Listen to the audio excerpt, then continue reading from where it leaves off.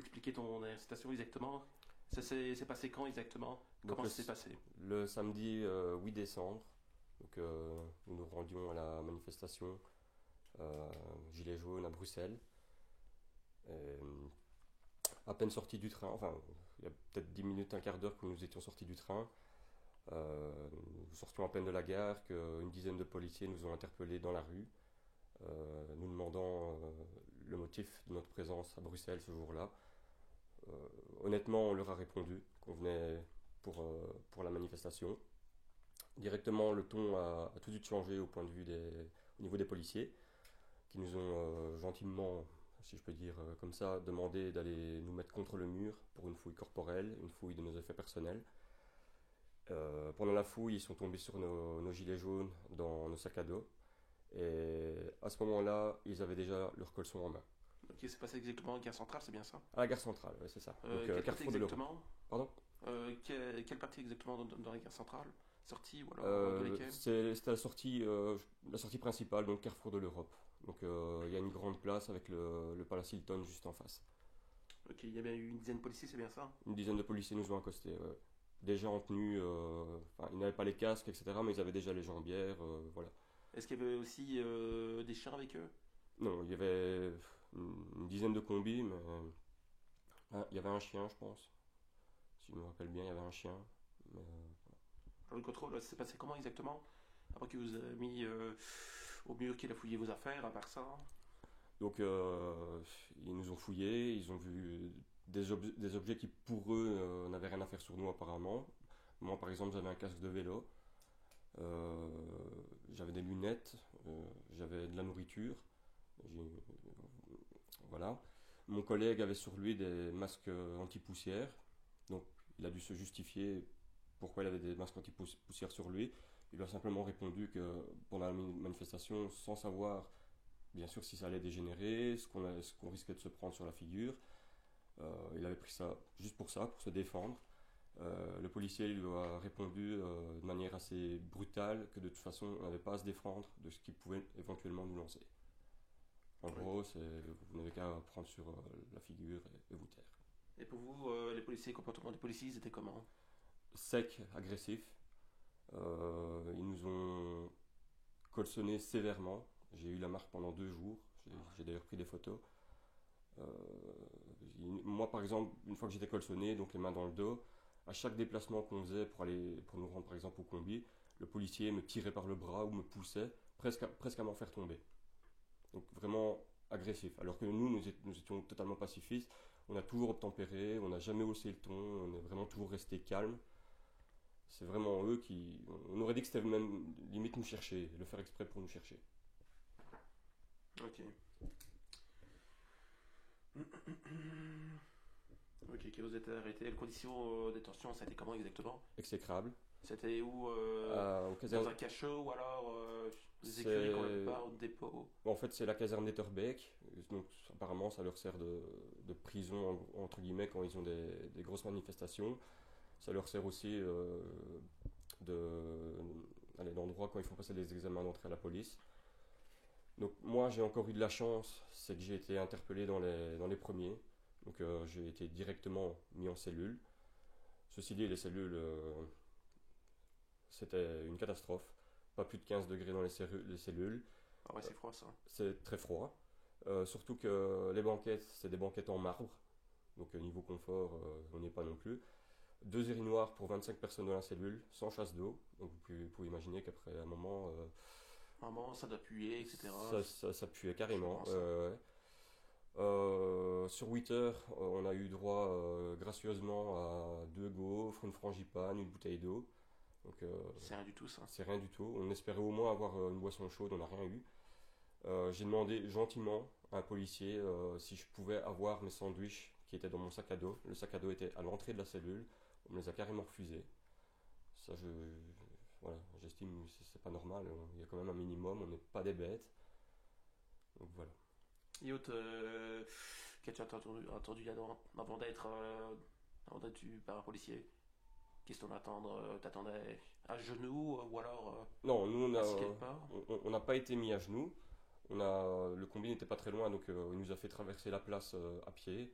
Mais non, à genoux, non. Ça, on n'a pas été traité à ce point-là. Mais j'ai des amis qui l'ont été, qui ont été arrêtés 2-3 heures après moi, qui eux ont été mis à genoux, colsonnés aussi, la même chose, comme des animaux féroces. On a aussi des preuves photos à l'appui. Ceci dit, je voudrais quand même souligner quelque chose, c'est qu'il y avait une grosse différence entre les policiers qui nous ont arrêtés et les policiers qui nous ont accueillis à Etterbeek. Ok. En fait, à Etterbeek, ça m'a quand même frappé, car le policier qui nous a ouvert la porte, comme j'étais dans les premiers, je l'ai très clairement entendu, il nous a dit, ne vous inquiétez pas, ici vous êtes chez les gentils. Ok. Voilà. Ouais, ça, c'est le plus important. Quelque part, ça m'a fait plaisir, et ça m'a aussi interpellé en me disant, ce qui est dans la rue, c'est quoi alors? C'est les gros mauvais, quoi, en gros. Voilà. Encore une chose, entre ma mise en cellule et mon arrivée à Etterbeek, qui s'est passé, je dirais, un bon 30-40 minutes. Donc on était pris en charge par 2 policiers chacun. Mais bon, sur 30-40 minutes, on a le temps de parler avec les gens. Moi, j'ai rien contre la police. Hein. C'était vers quelle heure que tu t'es fait arrêter exactement? 9h40 Le matin? du matin. Ok. Voilà. Donc la manifestation n'avait pas encore eu lieu. Hein. Ça, faut bien le préciser aussi. Et donc sur les 30-40 minutes où j'ai attendu de rentrer en cellule, j'ai parlé avec les 2 policiers qui m'escortaient. Et même eux, je me suis rendu compte qu'ils étaient choqués de la façon qu'on avait été arrêtés. Même eux, ils se sont rendus compte. La policière qui était avec moi m'a même dit, si les collègues de Bruxelles commencent comme ça, dans 1 heure, on a 1000 personnes, on s'en sortira jamais.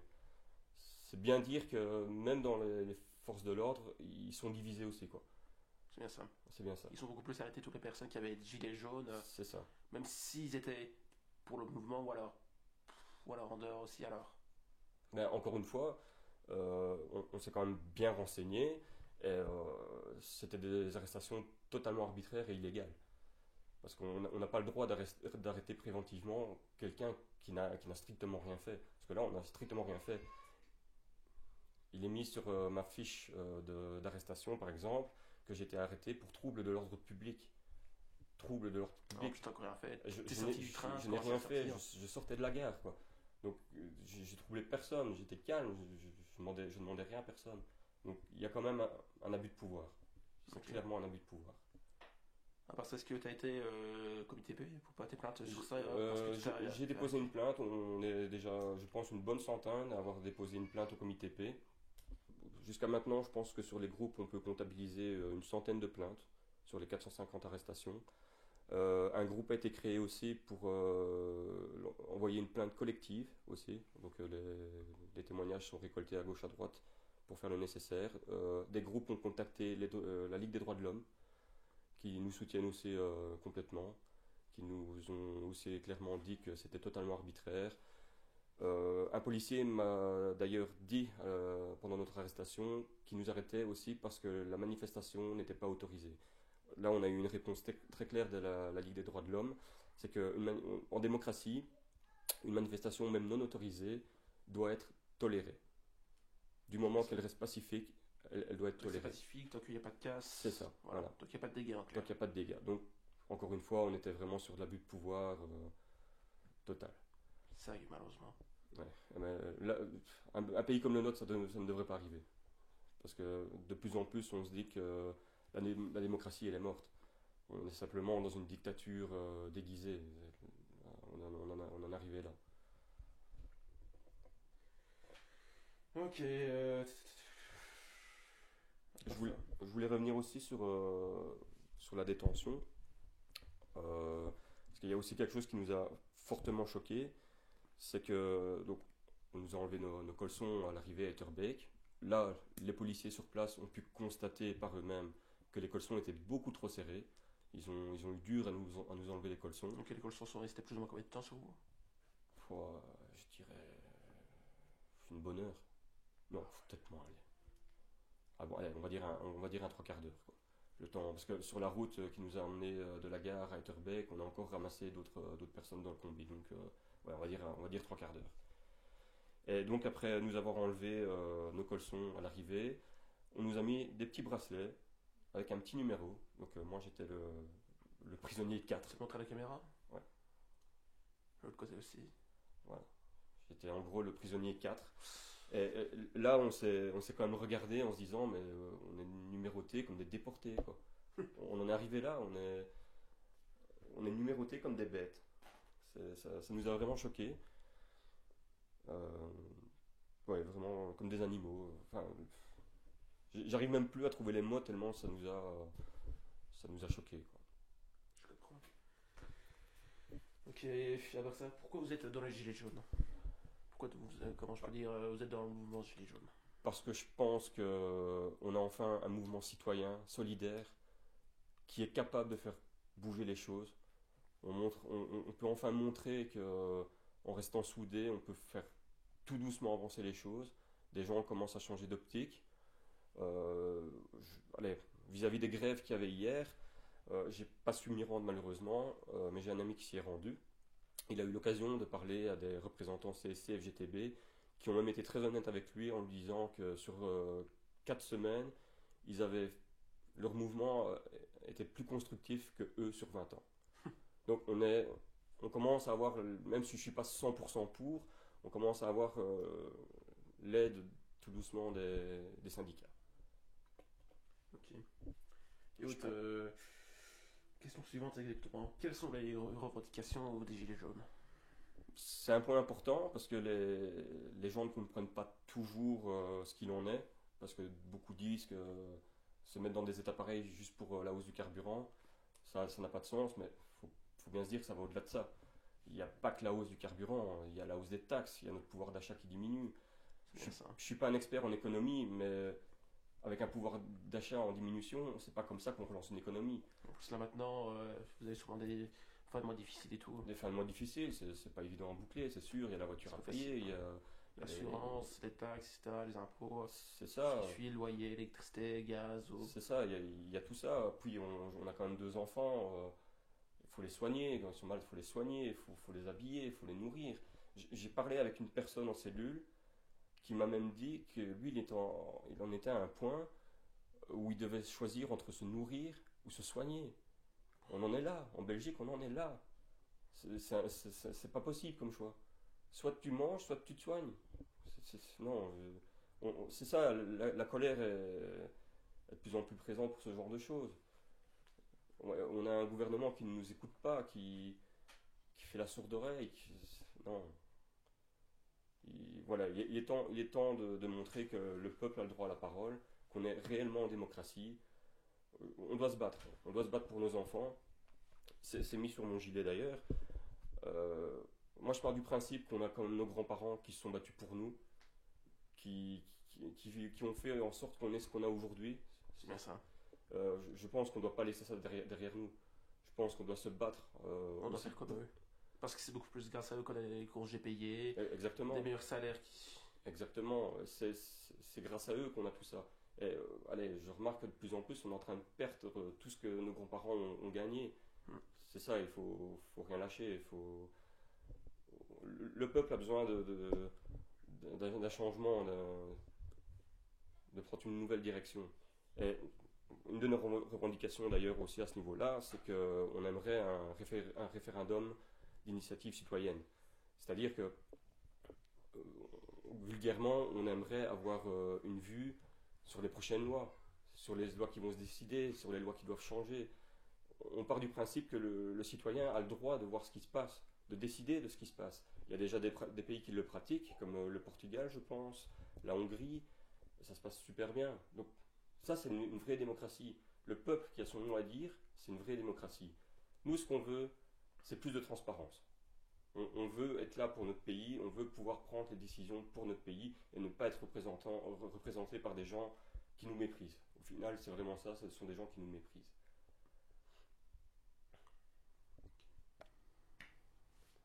C'est dans quelle question? Je pense qu'on a fini la question revendication. Mhm. T'as encore quelque chose à dire, revendication ou alors? Non, je pense qu'on a fait le tour, hein. Ok. À part ça, les Gilets jaunes, c'est depuis quand que. Attends. C'est depuis quand qu'il y a le mouvement Gilets jaunes? Donc, si je ne dis pas de bêtises, le mouvement existe depuis fin octobre, mais a commencé à vraiment prendre de l'ampleur fin novembre. Et là, Ok. on remarque quand même que les gens commencent à se poser des questions, à quand même se soucier de ce qui se passe chez nous. Et j'ai envie de dire, j'ai envie de dire merci quelque part à nos politiques, parce que c'est grâce à eux qu'on voit enfin des élans de solidarité dans nos rues.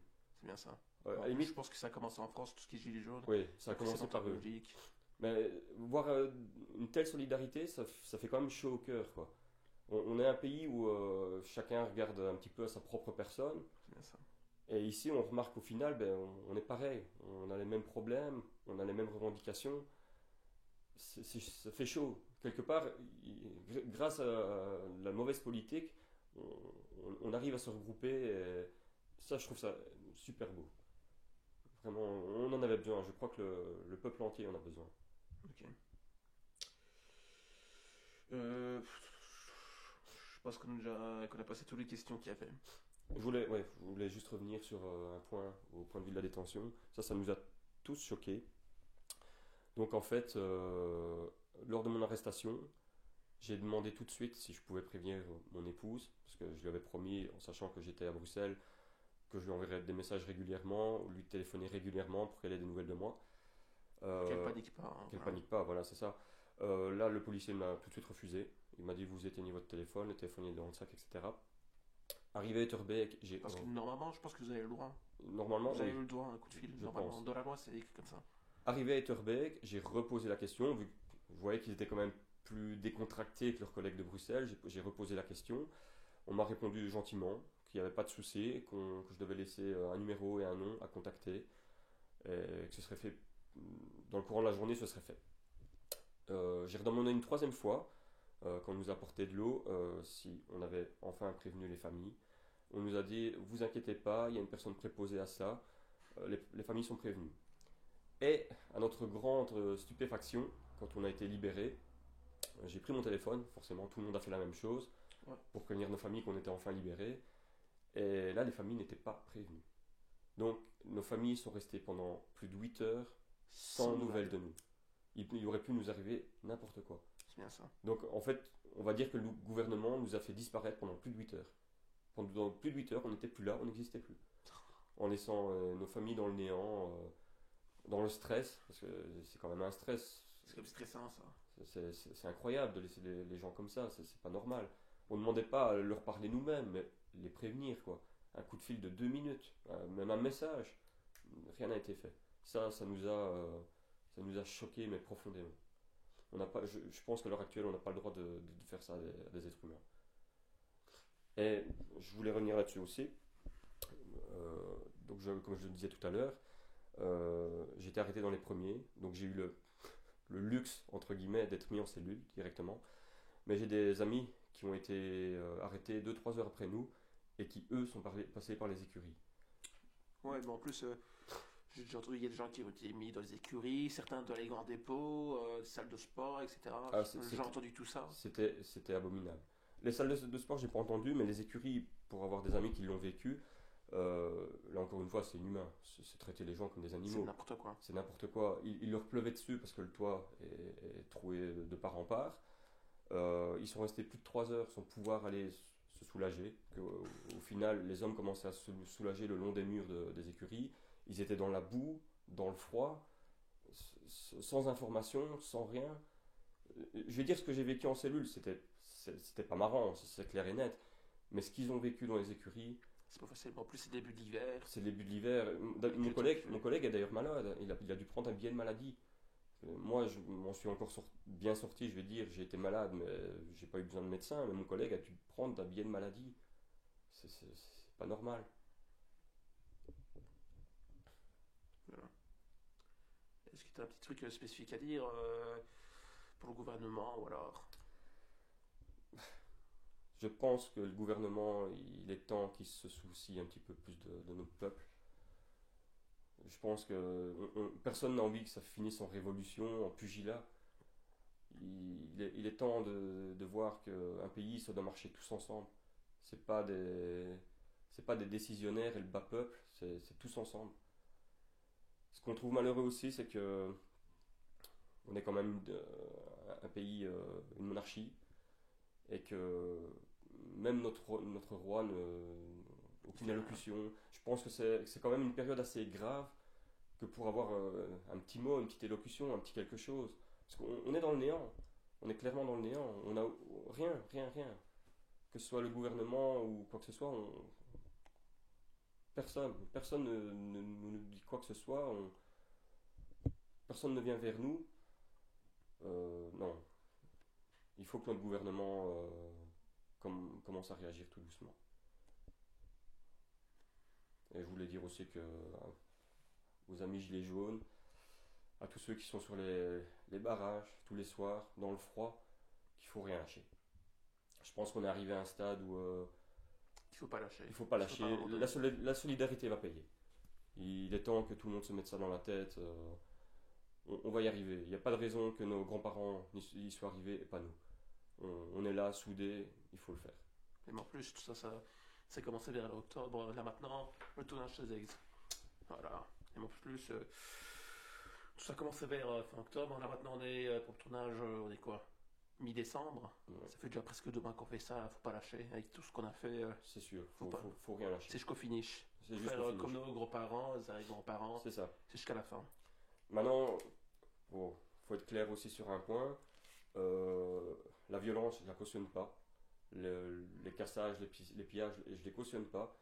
Mais que le gouvernement se mette quand même une chose en tête, Qui s'en rendent compte. ça va arriver. Mai 68, c'est arrivé. C'est au final ce qui a fait bouger les choses. C'est bien ça. Donc, allez, la violence, je la cautionne pas, mais je la comprends. Les gens sont arrivés vraiment à un ras-le-bol. Ils en ont marre de payer pour rien. Ils en ont marre de ne pas être entendus. Et au final, l'escalade de violence, je crois que c'est la seule chose qu'ils vont réussir à comprendre. Je ne la cautionne pas. Encore une fois, je suis moi-même quelqu'un de pacifiste. Je ne suis pas un casseur. Je ne suis pas quelqu'un de violent. Mais allez, j'ai le témoignage d'un co-détenu, j'ai envie de dire, qui s'est déjà fait arrêter plusieurs fois pour le même prétexte, pour rien, alors qu'il se rendait simplement manifester.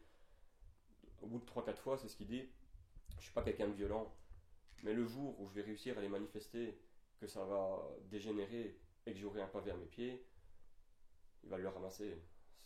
C'est malheureux de parler comme ça, mais c'est notre gouvernement qui rend les gens violents. Si au moins on avait une élocution, s'il venait vers nous, s'il faisait un pas, mais on n'a rien. Et le fait d'être incompris et de ne pas être entendu, il faut que ça stoppe. S'il faut la violence pour qu'ils comprennent, malheureusement, je crois que c'est ce qui va arriver. Encore une fois, je la cautionne pas, mais je la comprends. Ok. Est-ce que tu as encore un petit truc à dire ou alors Alors, je pense que tout a été dit. Je pense qu'il faut rien lâcher, simplement. Faut se battre pour nos convictions, faut se battre pour nos enfants, faut se battre pour notre avenir. faut rien lâcher? Faut rien lâcher. Le peuple belge a droit à sa part du gâteau. Comme on le disait, les taxes, c'est logique. C'est comme ça que ça fonctionne une économie. On doit payer des taxes. Mais on voudrait un petit peu plus de transparence à ce niveau-là. Je vais prendre un exemple concret, tout simple. On paye des taxes de circulation. On paye des taxes de mise en circulation. Ça coûte super cher. Ça coûte super cher. On paye des taxes sur le carburant. Et je crois qu'on est un des pays où les routes sont le plus en mauvais état. C'est bien ça. Donc, il y a même si certains qui ont des mauvais. Il y en a même si des gens qui ont des véhicules en très mauvais état, qui doivent changer de véhicule, qu'ils n'ont même pas le moyen de changer de véhicule, Exactement. qu'ils ont peut-être que l'argent pour le véhicule, même pour immatriculer, mise en circulation, etc. Donc, au final, nous, on se pose la question, où va cet argent? Voilà, payer des taxes, c'est bien. On n'est pas contre.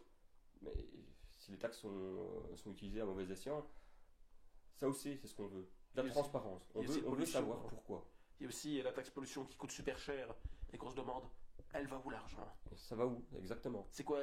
Il n'existe pas de machine qui sert à dépolluer, etc.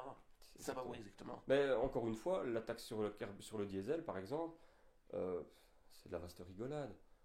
Qu'on vienne pas me dire qu'un véhicule essence pollue moins qu'un véhicule diesel, c'est pas vrai. C'est encore une histoire de gros sous. C'est simplement ça. Ils taxent un maximum possible tout ce qui est véhicule, mais en plus, le diesel, elle avait moins de CO2 qu'une essence. C'est beaucoup plus économique, c'est beaucoup plus puissant. Exactement. Et puis avec les véhicules les plus récents, je veux dire, avec les filtres à particules, etc. Je vais pas dire que la pollution elle est pas là. Si, forcément, elle est là. Mais qu'on ne vienne pas me dire que c'est plus polluant qu'une essence. Les deux polluent autant, c'est malheureux à dire. Mais les voilà. électriques aussi, ça Les électriques aussi. Parce que C'est une pollution sur le long terme. L'électrique, c'est bien, c'est une excellente idée, mais les batteries, une fois qu'elles sont, je veux dire, en fin de vie, qu'est-ce qu'on va en faire? Ça se détruit pas comme ça, une batterie, il faut les stocker. C'est une pollution à long terme. C'est pas la même pollution, mais c'est une pollution à long terme. On peut recycler, mais le problème c'est que se recycler, on ne sait pas faire grand chose. On ne sait pas faire grand-chose, c'est ça. Voilà. Il n'y a pas de bonne solution à ce niveau-là. Les gens ont besoin de se déplacer, c'est logique. Mais il faut arrêter de prendre ce prétexte-là pour augmenter des prix. C'est pas normal, c'est pas Et en justifiable. plus, si on calcule tous les véhicules dans le monde et que les navires de cargo, etc., Parce que même ça le plus grand consomme, navire cargo pollue, je peux dire, voire même 2 fois tous les véhicules du monde réunis. c'est ça. Ouais, Un seul cargo, ça pollue déjà la quantité de 56 millions de véhicules. exactement. Les bateaux, les avions, Les avions, c'est beaucoup. c'est fou. Puis on a quand même un gouvernement, je m'excuse, qui prône ce genre de débat en disant pollution, pollution, pollution. Mais messieurs les ministres, ils roulent pas dans des petites voitures, hein. Un des gros véhicules. Hein. C'est des grosses Audi, c'est des grosses BMW, c'est des grosses Mercedes. Je suis désolé, je crois que ma petite Golf, elle pollue beaucoup moins que le gros véhicule. Alors, montrez l'exemple. S'il faut faire des efforts, montrez l'exemple. Il y a aussi dans les taxes diesel, déjà tout le monde est au cours maintenant. On paye quoi peut-être que 1 euro, 1,40 €, 1,50 € litre diesel. Mais si on regarde ça dans tous les taxes, il y a déjà 60%, c'est déjà une taxe sur le carburant, Exactement. plus 21%. On paye quoi peut-être que 70, 80% Exactement. de taxes. C'est n'importe quoi C'est ça. n'importe quoi, ça n'a aucun sens. Encore une fois, c'est venir appauvrir les pauvres. Ouais. Et puis après, les policiers se demandent pourquoi les gens roulent au rouge. Voilà, Exactement. parce qu'il y a des gens qui n'arrivent pas à payer le Ils diesel n'y pour arrivent le plus. travail. Voilà. Il n'y arrive plus. C'est exactement ça. On en est arrivé là. Et encore une fois, il est temps que ça bouge. Il est temps qu'on fasse le nécessaire. Et en restant soudés et solidaires, on y arrivera. J'en suis persuadé. J'ai, je vais dire ça comme ça, j'ai à nouveau foi au peuple belge. C'est vrai que mon pays, je le regardais bizarrement les dernières années, mais je me rends compte que non, il y a rien de perdu. Le peuple belge, il est là, il est présent, il sait être solidaire, il sait se montrer. Et encore une fois, ça c'est beau. Ok. À part ça, t'as encore un petit truc à dire ou pas? Non, je pense que j'ai fait le tour de. Ici, comme tu vois, il y a des écritures sur ton gilet jaune, si tu sais un peu montrer. Bien sûr. Comme ça, tout le monde sait bien c'est comment. Qu'est-ce qu'il y a dedans?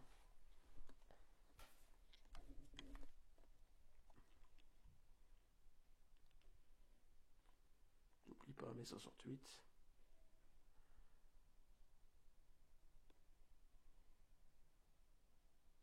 J'ai essayé les dates, ces dates de quoi exactement? C'est la date de mon arrestation. Ok. Pour peuple. Pour peuple. Je pense qu'il y a aussi derrière. Oui, Tu sais montrer? bien sûr.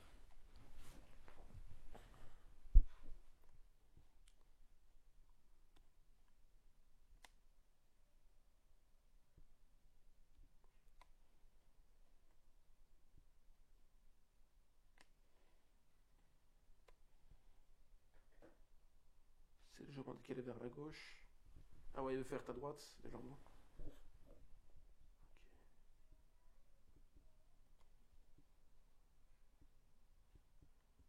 Ok. T'as encore un truc à dire? Alors c'est bon. Non, je pense qu'on a, on a fait le tour de la question. Ok. Les conditions d'arrestation, les conditions de détention, les revendications. Ok. Merci. Qu'est-ce que je peux dire? Bonne continuation. Voilà. On est là, on est présent, on lâchera rien, ça va continuer. Ici, bon, c'est vrai qu'on arrive en période de fête, les actions vont peut-être diminuer un petit peu, mais je suis persuadé qu'après les fêtes, au mois de janvier, on va repartir en guerre, comme, si on peut, C'est bien ça. si on peut dire comme ça. Est-ce que tu as un petit message à passer pour les spectateurs? Sur les personnes qui vont voir la vidéo? Oui, bien sûr, que ce soit les gens qui soient gilets jaunes ou pas, on peut être forts tous ensemble. On peut le faire, on peut gagner des batailles. Il y a des gens qui ne veulent pas s'impliquer parce qu'ils ont peur. Peur comme moi par exemple, de se retrouver en cellule pour rien, il faut pas en avoir peur. Au contraire, il faut en sortir grandi, plus fort. Moi, ça a été mon cas. C'est vrai que les 8 heures en cellule, C'est pas facile, hein. c'était dur, c'était long, mais je m'en suis sorti beaucoup plus fort, avec de la colère en plus, forcément, mais aussi une envie de me battre encore plus présente. Il faut rien lâcher, il faut que tous les Belges soient solidaires les uns envers les autres. Même ceux qui se sentent un peu moins concernés, nous on se bat pour tout le monde, on ne fait pas de différence.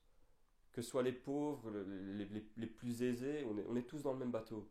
Donc nous on ne fait aucune différence, on doit se battre pour tout le monde. On est là pour tout le monde. Allez, j'ai envie de dire même pour la police. Ils sont là face à nous pendant les manifestations, pendant les arrestations. Mais je sais qu'ils sont divisés. Je sais que parmi eux, il y a des pères, des mères, des fils, des filles.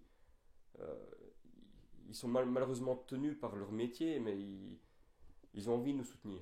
On a pu lire sur leur visage à notre sortie de cellule de la honte. Ils baissaient les yeux de honte. Donc ça veut bien dire que ils sont avec nous, mais ils ne peuvent pas le montrer. Et je crois que c'est quelque chose qu'il faut changer aussi. Voilà, il ne faut pas qu'ils aient peur. Faut qu'ils soient là pour nous soutenir. Et il n'y a que comme ça que ça fonctionnera. Alors, un pays soudé, on peut faire des miracles. On peut arriver à tout. Donc, en Belgique, c'est pas pour rien qu'on dit l'union fait la force. Exactement. L'union fait la force. Si. Je pense que c'est bon.